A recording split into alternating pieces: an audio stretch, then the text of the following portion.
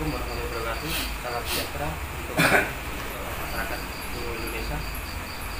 Saya Adi Susano dari Desa Berarti, Kecamatan Kain, Kabupaten Pati, Jawa Tengah. Saya sebagai Direktur CV Bromo. Terus yang lainnya? Assalamualaikum warahmatullahi wabarakatuh. Saya Despan Supriyadi. Saya selaku Komisaris 1 di CV Bromo. Terus? Assalamualaikum warahmatullahi wabarakatuh. Salam sejahtera untuk kita semua, untuk masyarakat Indonesia. Perkenalkan, nama saya Budianto selaku Komisaris 2 di CV di Bromo. Assalamualaikum warahmatullahi wabarakatuh. Salam sejahtera bagi rakyat Indonesia semua. Nama saya Widi Harsono. Saya sebagai Sekretaris Desa Berarti, Kecamatan Kain, Kabupaten Pati, Jawa Tengah. Jabatan saya sebagai konsultan CV di Bromo. Oke, berarti ini untuk visi misinya dari CV di Bromo itu apa? Jadi begini, untuk visi dan misi CV di Bromo, sejak dulu beliau Adi Susanto sebagai Direktur Utama CV di Bromo mengangan-angan untuk membangun Pegunungan Kendeng, yaitu Pegunungan Kendeng Utara, Kabupaten Pati, Jawa Tengah, dengan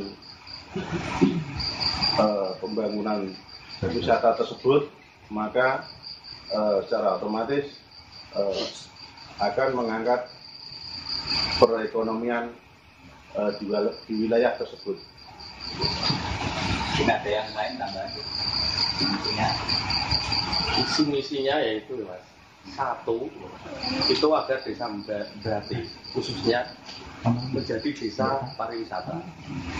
Yang kedua, Desa Berarti bisa mengangkat apa itu namanya perekonomian khususnya di warga Desa Berarti.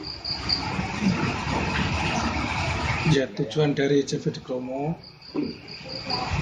diantaranya itu untuk menciptakan Desa Berarti menjadi desa yang mandiri dengan melakukan pembangunan dengan sumber daya yang ada, karena di Desa Berarti sangat melimpah air dan juga dari pemandangan hutan banyak goa yang di situ kita akan bangun sehingga akan membuka lapangan kerja untuk masyarakat Desa Berarti, sehingga intinya semua masyarakat Desa Berarti bisa merasakan hasil dari pembangunan tersebut. Oke. Terus untuk hubungan dengan pemerintahnya apa? Dan pengembangan wisata berarti. Kami dari unsur perangkat desa, yaitu Sekretaris Desa Berarti, dalam hal ini saya mewakili dari masyarakat Desa Berarti, bahwa masyarakat Desa Berarti Kecamatan Kain, Kabupaten Pati sangat sekali mendukung terlaksananya pembangunan Taman Wisata Nasional di Pegunungan Kendeng Utara, yaitu di Kabupaten Pati, Jawa Tengah. Dan doa dari masyarakat Berarti agar dalam pelaksanaan pembangunan Taman Wisata Nasional nanti tidak ada hambatan dan terlaksana dengan sukses. Demikian. Ada yang lain? Untuk hubungan dengan pemerintah mengenai pembangunan taman wisata berarti mau ditambahkan Yang dimaksud terkaitan dengan pemerintah yang bagaimana? secara Jadi untuk kaitan pembangunan ini tidak ada kaitannya dengan pemerintah desa, tidak ada. Ini dari pemerintah pusat langsung menunjuk CV di Bromo sebagai pemenang tender untuk pelaksanaan pembangunan Taman Wisata Pegunungan Kendeng tersebut. Demikian. Terus untuk keuntungan buat masyarakat sendiri Berarti dengan adanya pembangunan taman wisata berarti itu apa? Untuk dari keuntungan dari masyarakat benar-benar sangat ini Mas, bisa mengangkat perekonomian karena apa, dengan adanya wisata di Desa Berati nanti otomatis perekonomian Desa Berati akan meningkat. Di Pegunungan Kendeng nanti itu saya berencana untuk menghijaukan dengan tanaman melati yang bunga melatinya itu akan saya kirim ke pabrik teh di wilayah Solo. Jadi otomatis nanti dari tenaga kerja saya utamakan dari warga Berati untuk panen dan untuk akomodasinya ke Berati ke Solo itu juga warga Berati. Otomatis benar-benar sangat diuntungkan dengan adanya nanti ada tamu-tamu wisata maupun dari lokal maupun lokal Kabupaten Pati maupun luar kota, bahkan dari kunjungan dari lingkup nasional seperti itu. Jadi berarti nanti untuk para petani dari lokal. Iya, dengan adanya nanti pembangunan itu kan nanti saya ingin membangun bendungan yang bendungan itu salah satu untuk manfaat dari pertanian itu sendiri pertama, dan yang kedua untuk wisata. Jadi dari mayoritas warga Desa Berati pertanian, jadi otomatis benar-benar sangat diuntungkan sekali dengan adanya pembangunan wisata, salah satunya bendungan yang nanti bendungan itu saya akan benar-benar saya maksimalkan untuk menjadi daya tarik untuk wisatawan seperti itu. Tidak ada yang lain. Untuk terkait sebelum terjadinya wisatawan datang, tetap kita melaksanakan pembangunan, dan disitulah nanti kita menggunakan tenaga lokal, di mana masyarakat setempat selagi masih mampu, selagi bisa, saya akan budayakan. Dan terus untuk terkait untuk pengelolaan yang lain nanti kalau sudah jadi, tetap masyarakat setempat yang akan ikut mengelola di situ. Dan juga di situ kan nanti ada hutan lindung, di mana posisi saat ini memang gundul, jadi dengan adanya hutan yang lebar lagi seperti dulu, tetap debit air menambah, dan itu nanti kita salurkan ke saluran irigasi yang akan dimanfaatkan untuk lahan pertanian masyarakat desa. Menambahi dari Pak Budianto ya. Jadi memang benar yang diucapkan Pak Budianto dengan pelaksanaan pembangunan wisata tersebut dengan cara otomatis akan mengangkat ekonomi masyarakat tempat maupun sekitarnya. Ya, pada khususnya Desa Berati yang mayoritas penghasilannya di pertanian. Dengan dibangunnya wisata, nanti ada bendungan atau mungkin waduk lah istilahnya, waduk, secara otomatis nanti para petani, lahan pertanian di Desa Berati dan sekitarnya akan teraliri air semuanya meskipun dalam keadaan kemarau. Dengan demikian, maka secara otomatis ekonomi masyarakat akan terangkat dengan baik. Dengan demikian, sesuai pemerintah mencanangkan kaitan dengan desa supaya terjadi desa mandiri. Dengan demikian, pembangunan wisata tersebut juga demikian. Dengan terlaksana pembangunan wisata tersebut, nanti Desa Berati akan tercipta desa mandiri. Demikian. Desa wisata ya? Iya. Mungkin dari yang lain nggak ada? Terus untuk perencanaan pembangunan ini apa saja Pak?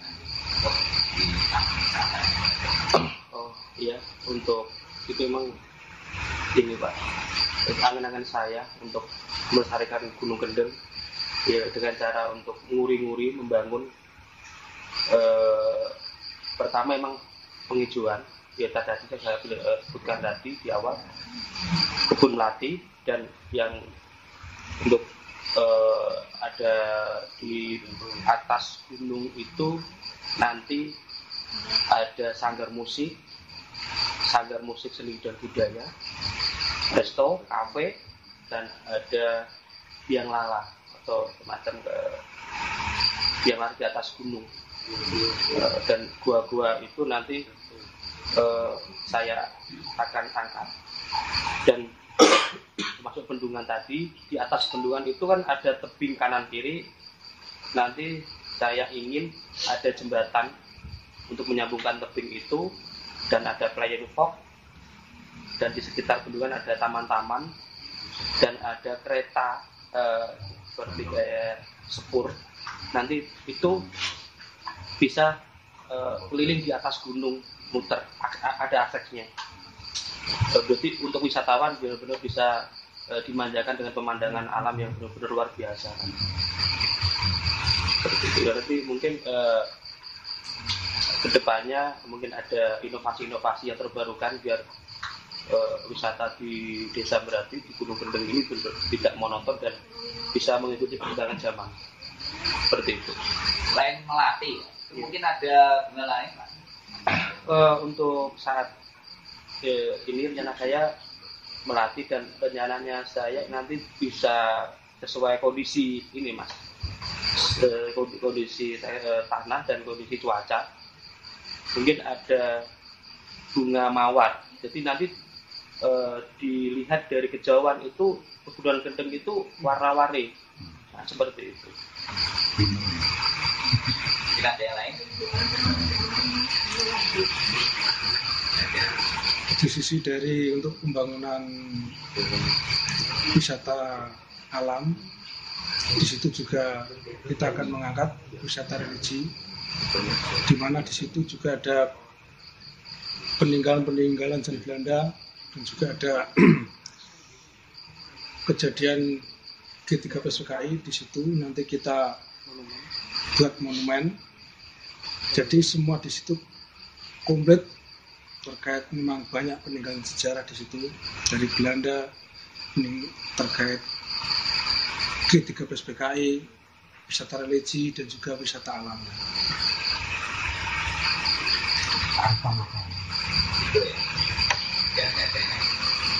Nah, terus untuk publik ini apa bisa ikut ambil bagian untuk pembangunan taman wisata berarti? Maksudnya? Ya maksudnya dari publik lah, orang di luar itu bisa.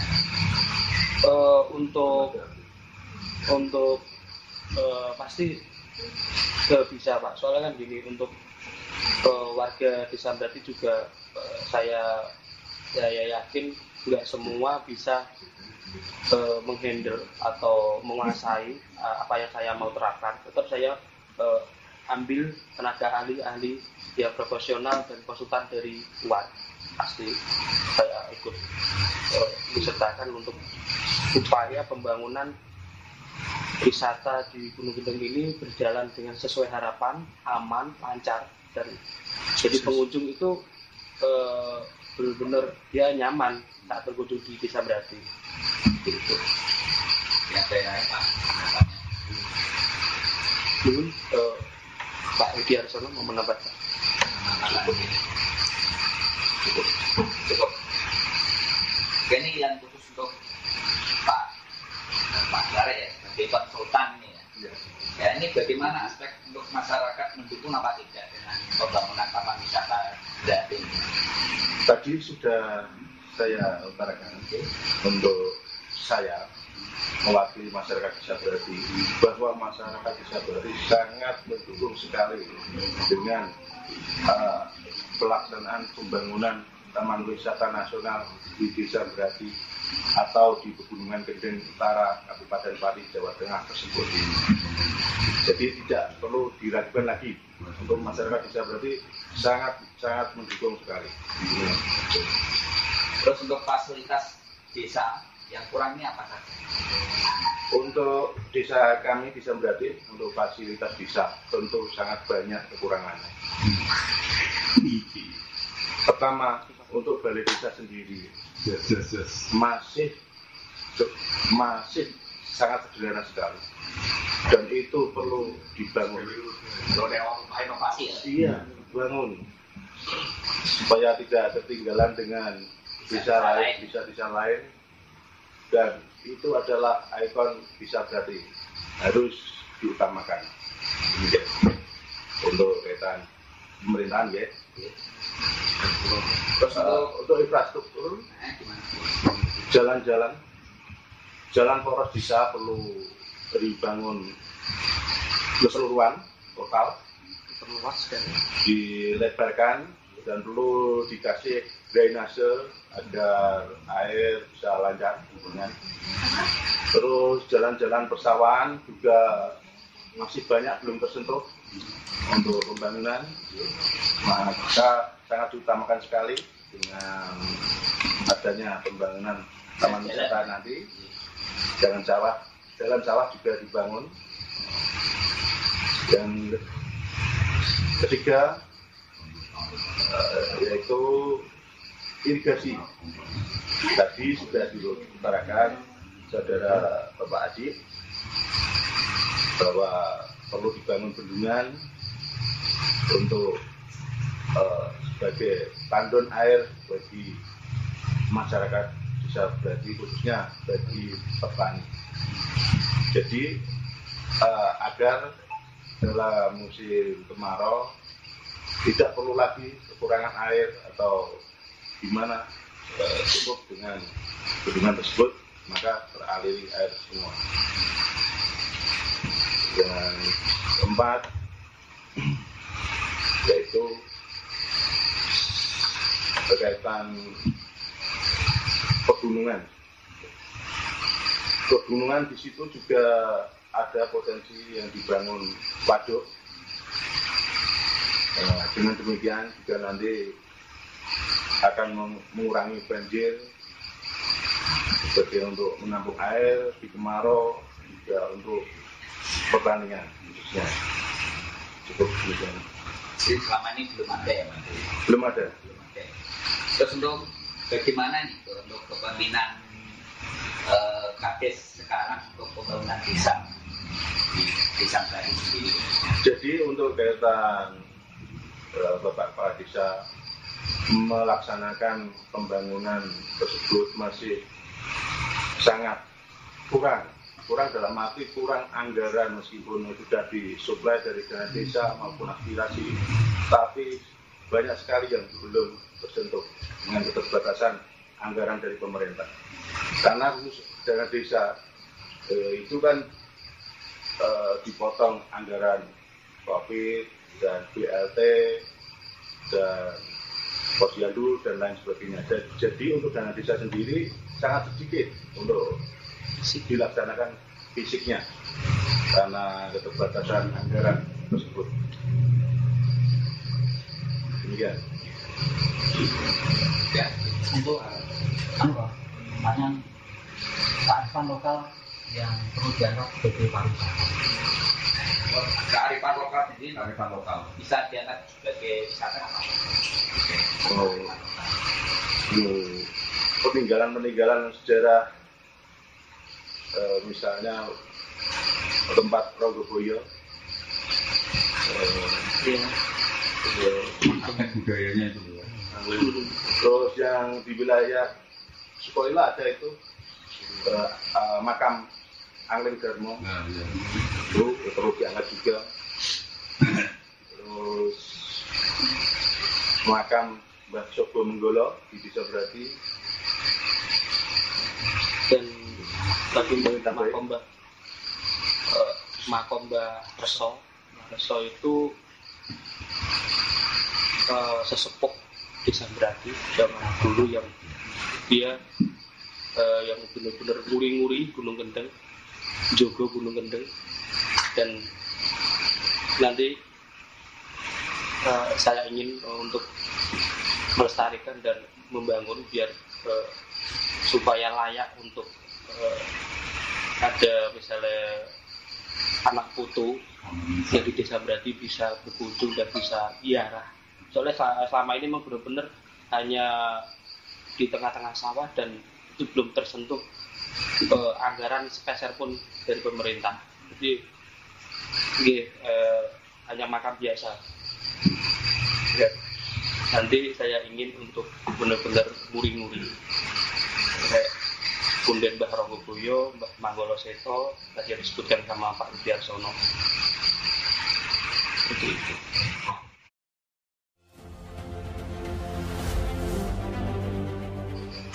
Pak Bubi, ini tanya, jenengan sudah tidak menjabat sebagai kepala desa, kenapa kok masih peduli dengan desa berarti? Ya, terima kasih Mas.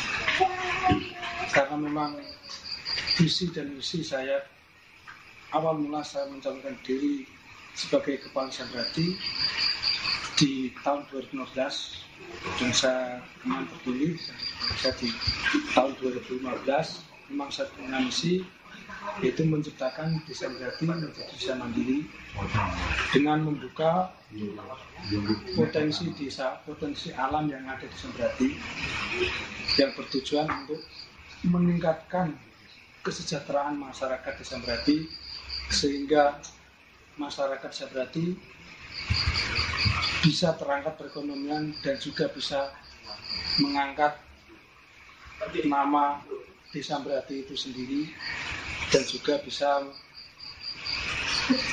mengangkat desa-desa yang lain sekitarnya dengan adanya pariwisata tersebut.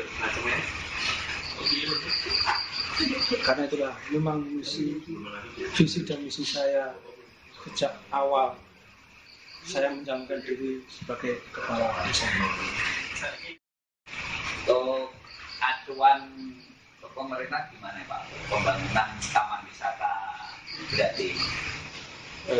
Iya, alhamdulillah dari pemerintah pusat menunjuk dari CPD Kromo dengan acuan nomor dari keputusan Kementerian SDM Republik Indonesia nomor 2641 K/40/MEM tentang penetapan kawasan bentang alam Kars Polilo seluas 7.180 hektar dan atau sebesar 40% dari luas total Gunungan Kendeng Utara.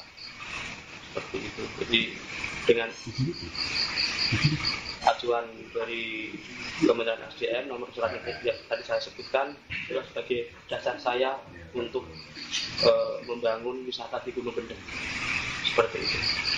Taman wisata berarti ya? Iya. Selamat malam. Ini untuk gimana ini Pak? Untuk kelanjutannya untuk pembangunan pabrik semen ini di TSMS. Kegiatan pabrik semen TSMS di wilayah Pegunungan Gunung Kendeng Utara sampai saat ini belum mengoperasikan walaupun telah mendapatkan izin amdal dari Bupati Pati di tahun 2014 karena kan belum punya izin penambangan dari ESDM Provinsi Jawa Tengah sampai saat ini Belum ada ya? belum ada. Jadi selama ini masih terkendala ya. Selamat malam Pak. Untuk Anda sebagai konsultan ini regulasi untuk pembangunan taman wisata berarti ini apa Pak? Bisa dijelaskan? Jadi untuk regulasi sudah diatur pemerintah dalam hal ini diatur dalam peraturan daerah Provinsi Jawa Tengah nomor 2 tahun 2019 yaitu menetapkan desa wisata menetapkan desa menjadi desa wisata berdasarkan keputusan ataupun ajuan dari pemerintah pusat atau pemerintah daerah atau dari independen. Yang kedua, dalam rangka daya tarik wisata agar bersinergi pemerintah daerah dengan masyarakat. Yang ketiga, tugas pemerintah daerah menyediakan informasi kepariwisataan dan memberi kepastian hukum, keamanan, dan kenyamanan bagi wisatawan. Yang keempat, membangun sarana dan prasarana untuk fasilitas penunjang. Yang kelima, mempermudah regulasi pembangunan dan pengembangan. Yang keenam, memberikan suplai keuangan bagi pengelola wisata dan fasilitas pembiayaan bagi penyedia modal bagi pelaksana program pemberdayaan. Yang kedua, diatur dalam Peraturan Gubernur Jawa Tengah Nomor 53 Tahun 2019. 1. Peraturan Gubernur bertujuan memberi jaminan kepastian hukum dalam pengelolaan dan penyediaan. 2. Menyediakan pedoman dalam pengelolaan dan penetapan. Yang ketiga, menyediakan pedoman dalam pengembangan. Semua tertuang dalam pasal 2 Peraturan Gubernur Jawa Tengah Nomor 53 Tahun 2019.